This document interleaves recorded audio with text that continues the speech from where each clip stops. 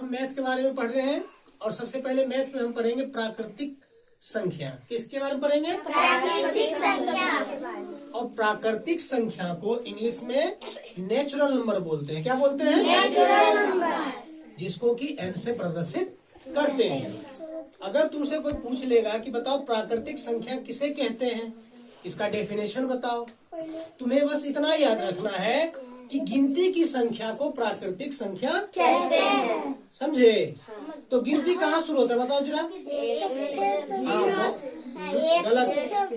गिनती हमेशा एक से शुरू होता है। कहाँ शुरू होता है? एक से। तो सीधा प्राकृतिक संख्या को इंग्लिश में नेचुरल नंबर कहते हैं। इसको n से प्रदर्शित करते हैं। किससे करते हैं?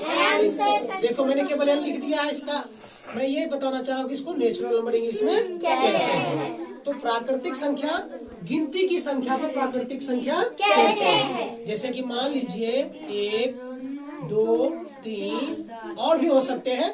मतलब कि गिनती की संख्या 1 से अनंत तक, 1 से अनंत तक।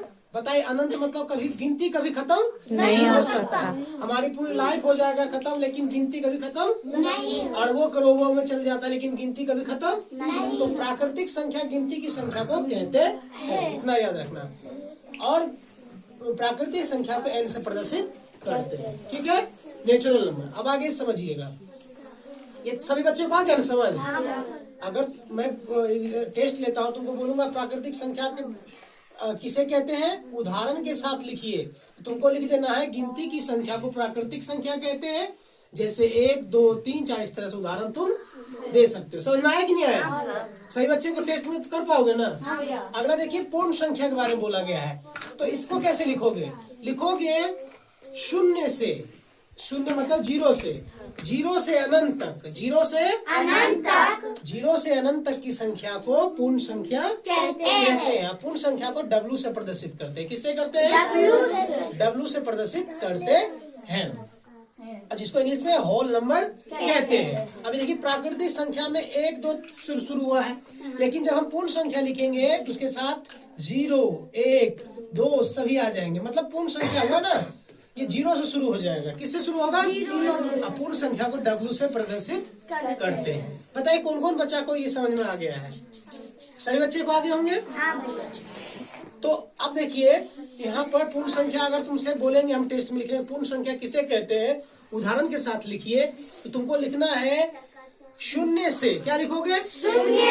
शून्य से अनंत तक की संख्या को पूर्ण संख्या कहते हैं। बहुत से बच्चे को अनंत में लिखना आता, तो ये बात ऐसे लिखना, ओ नो में अनुसार तो अनंत। ओके, शून्य से अनंत तक की संख्या को पूर्ण संख्या कहते हैं। और एग्जाम्पल में 0, 1, 2 ऐसे करके लिख देना है। बताइए टेस्ट में कर पाओगे ना?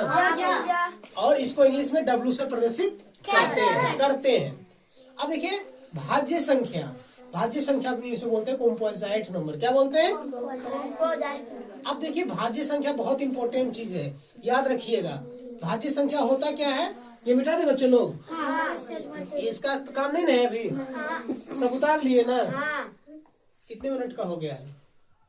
3 मिनट। अच्छा अभी रुकिए, ऑफ कर दीजिए।